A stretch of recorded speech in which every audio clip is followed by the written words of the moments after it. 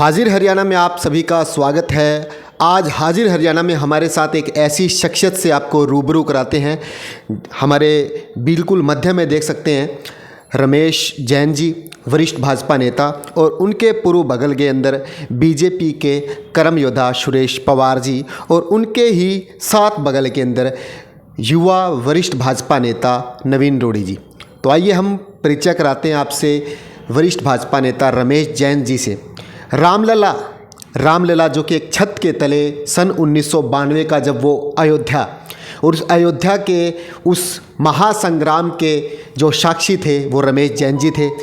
अपने परिवार की परवाह ना करते हुए, अपने बच्चों की परवाह ना करते हुए, और अपनी बूढ़ी अम्मा की भी परवाह ना करते हुए, भारत माता की परवाह करते हुए अयोध्या के जो पूरा का पूरा उस समय जो बाबरी मस्जिद जिस तरीके से ध्वस्त की गई, तो उसके पूरे साक्षी रहे रमेश जैन जी। हम रूबरू कराते हैं आपसे और जानने की कोशिश करते हैं कि आखिर वो किस तरीके से वो जो दौर था देश के अंदर, तो वो दौर कैसा था और उसमें क्या क्या पूरी कहानी हुई, आइए जानने की कोशिश करते हैं। रमेश जैन जी, आपका स्वागत है। नमस्कार जी।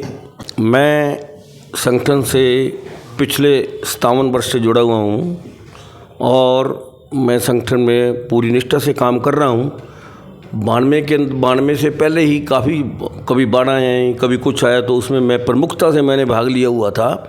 तो उसी तरीक़ों को, उसी बात को मद्देनज़र रखते हुए संगठन ने जब ये बैठक ली कि 92 के अंदर अयोध्या के अंदर जो कार सेवा के लिए जाना था हमने, और वो जो बाबरी मस्जिद थी उसको ढाने के लिए तो मीटिंग ली गई। उस मीटिंग के अंदर ये बात कही गई कि यहाँ 2 जत्थे जाएंगे।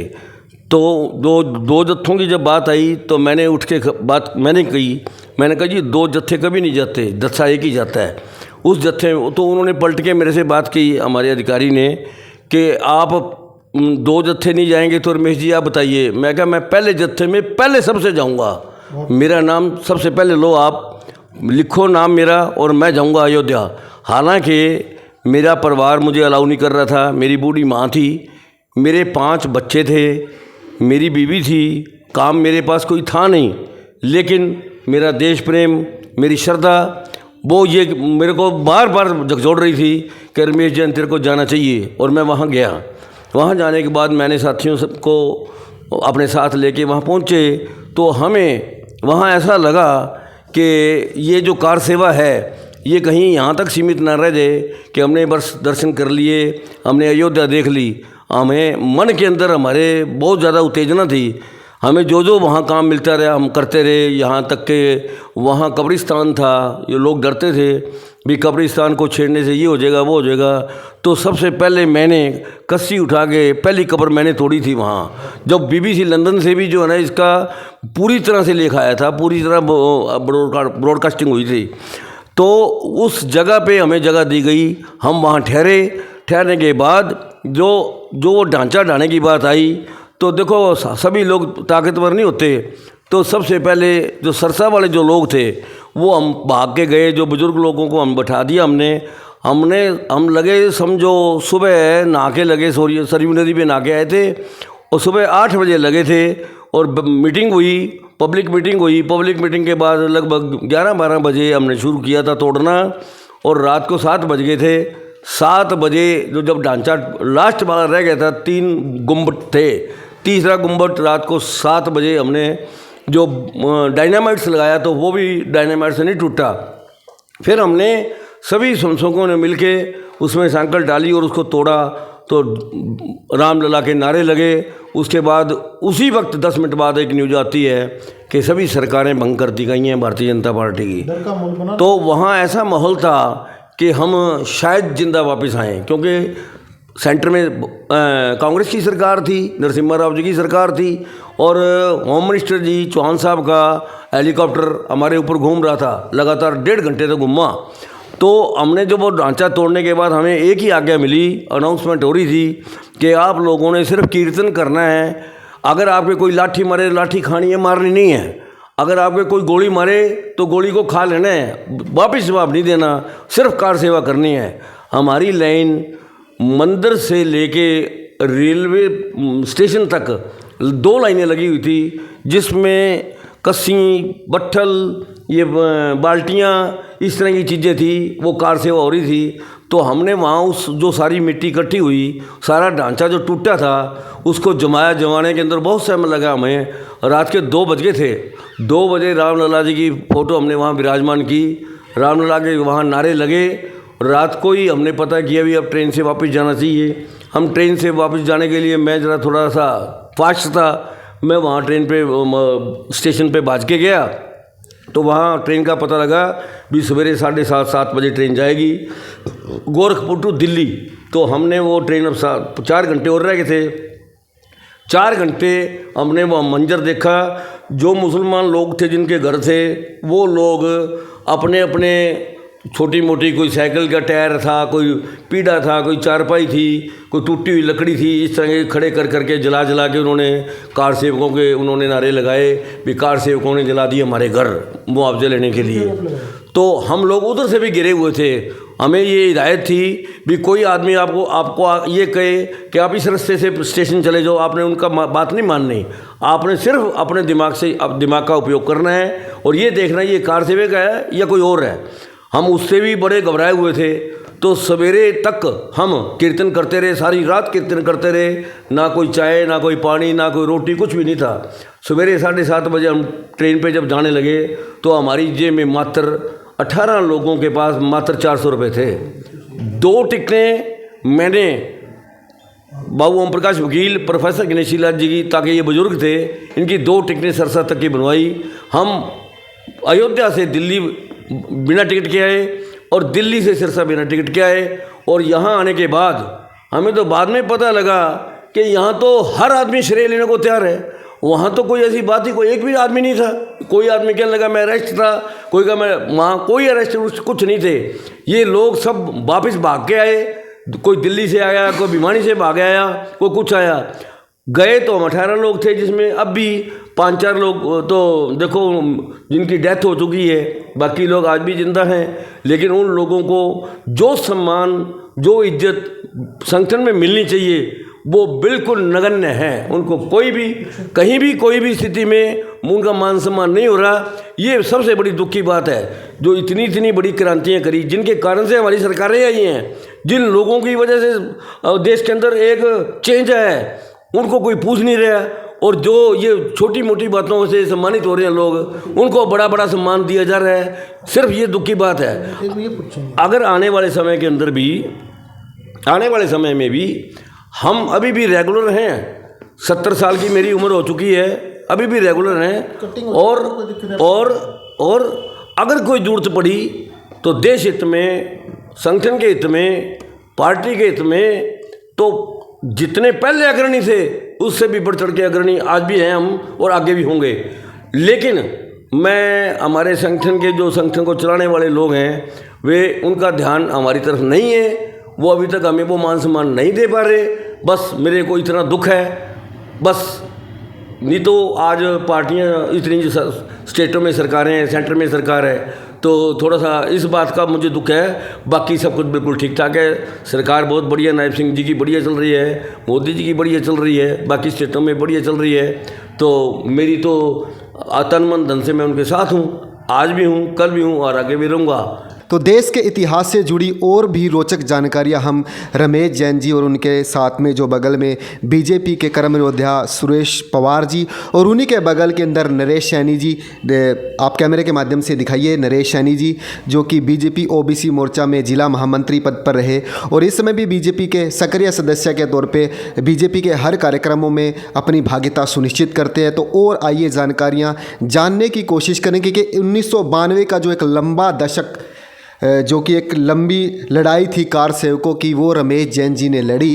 और बात करें एक आपातकाल की, आपातकाल के अंदर जो कहूँ कि जिन लोगों ने ये दस झेला, उन लोगों को तो सरकार की ओर से वित्तीय सहायता भी दी जा रही है, लेकिन लंबा युद्ध कार सेवकों का, उनको कुछ वित्तीय सहायता नहीं दी जा रही। तो इस पे भी तमाम चर्चा करना चाहेंगे। तो रमेश जी जानना चाहेंगे, जो आपातकाल था और आपातकाल और कार सेवकों में क्यों डिफरेंस सरकार पैदा कर रही है, या उन लोगों की ओर ध्यान नहीं जा रहा है, ऐसी कुछ बात जानना चाहूँगा। आपातकाल में ऐसा क्या था कि आज उनको बैठे, जो पहले तो 5,000 दिया जा रहा था, अब 10,000 दिया जा रहा है, सुनने में आ रहा है अब तीसरी बार बीजेपी बीजेपी सरकार का गठन होने के बाद उनकी जो पेंशन है उसमें और भी इजाफा किया जाएगा, तो ऐसा क्या भिन्नताएं रही है?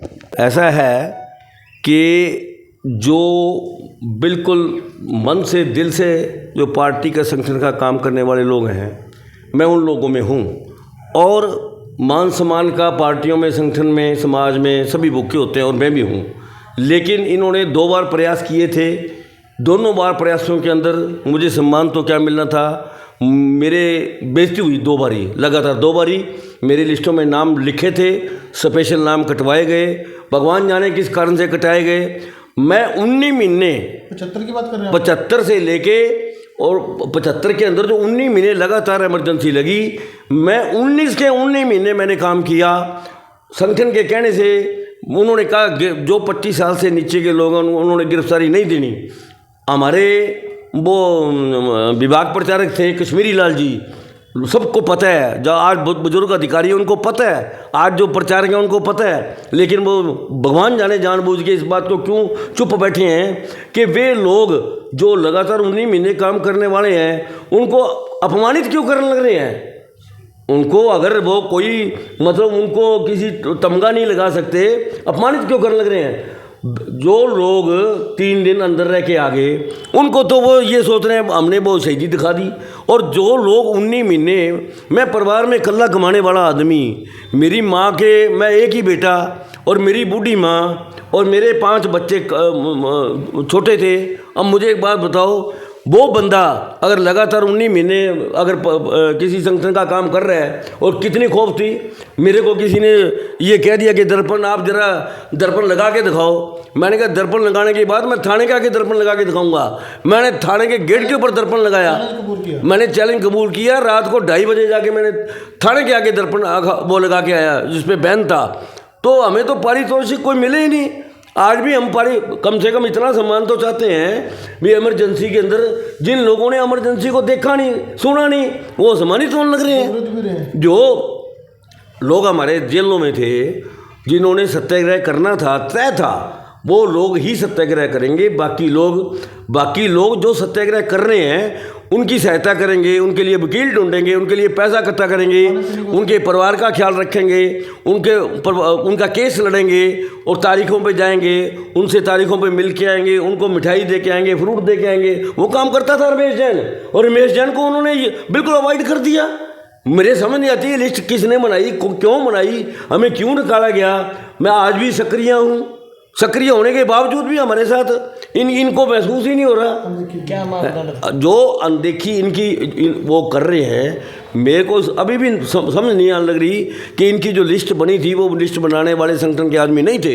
अगर संगठन के आदमी होते तो आज भी जो 70-75 साल के जो जितने भी हमारे संगठन के हमारे नेता हैं उनको पता है रमेश जैन ने क्या काम किया हुआ है।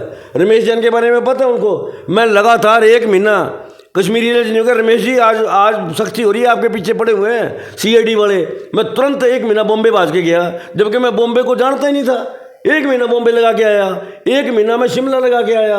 और मेरे घर वालों को पीछे तक मेरी मदर जो चल फिर नहीं सकती थी, वो बाजार से आटा लाना, सब्जी लानी, तो मेरे घर को तो संभालने वाला तो कोई था ही कौन नहीं। किसी का तो भाई था, ना मेरा भाई था, किसी के पिताजी थे, चाचा थे, ना मेरे चाचा थे, ना मेरे पिताजी थे। मेरे घर में तो मेरी एक बहन थी छोटी और मेरी माँ थी।